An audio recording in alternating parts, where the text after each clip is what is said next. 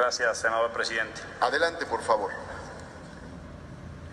Nos convoca ahora la glosa del sexto informe presidencial y vamos a iniciar hablando sobre el tema de la glosa social.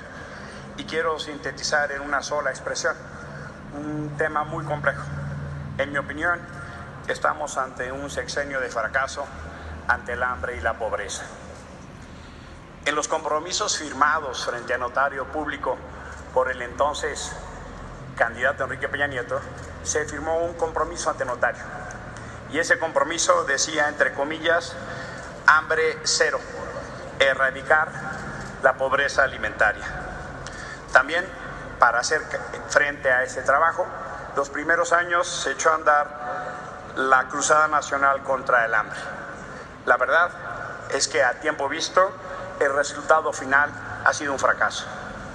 Hoy prácticamente ya nadie recuerda la cruzada y los spots del sexto informe difícil nos pueden hacer convencer de que el hambre cero ha sido lograda y que la pobreza alimentaria ha sido superada. Los datos oficiales nos dicen que se pasó de 23.5 millones de personas en pobreza alimentaria a 21.4.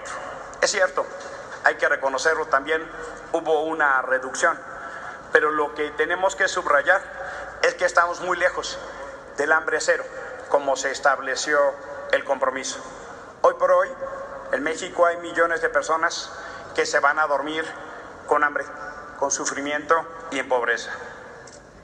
Son 4 las características que quisiera encerrar para analizar este trabajo.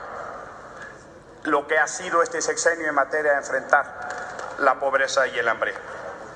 1, la mitad de la población vive en pobreza, como hace 25 años. 2, la desigualdad extrema genera un círculo vicioso que reproduce y hereda la pobreza.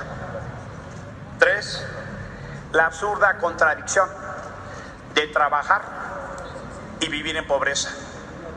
Y 4, la pobreza crónica de los pueblos indígenas y territorios aislados. La mitad de la población vive en pobreza, así como hace 25 años. Según los datos oficiales más recientes del Coneval, 62 millones de personas perciben un ingreso insuficiente para adquirir lo más básico. 21 millones de personas carecen del ingreso suficiente para cubrir la canasta alimentaria.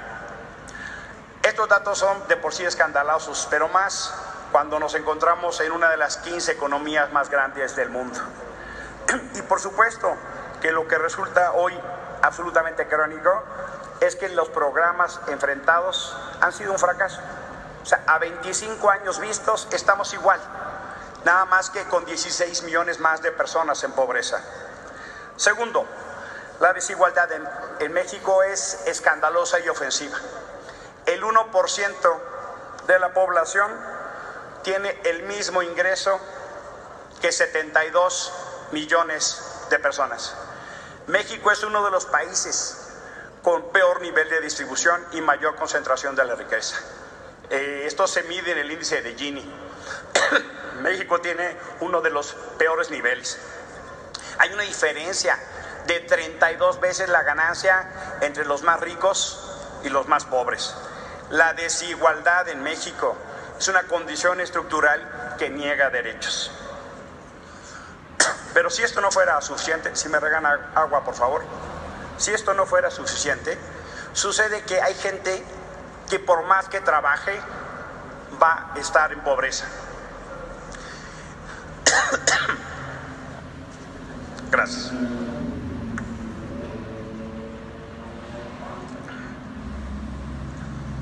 No solo ellos o ellas, sino si trabaja su familia y también están en pobreza.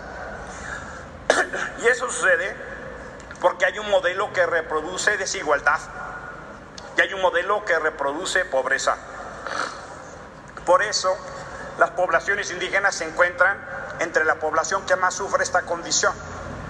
9 de cada 10 personas indígenas están en condición de pobreza. Requerimos entonces tener absolutamente claro que las políticas públicas están reproduciendo pobreza.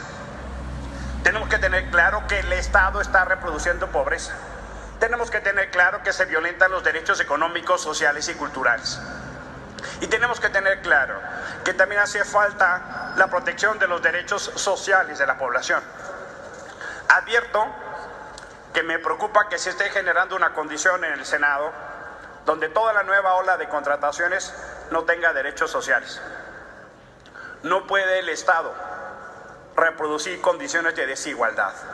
El Senado de la República no puede ser de esas mismas entidades que violente derechos sociales de sus trabajadores. Termino, señor presidente.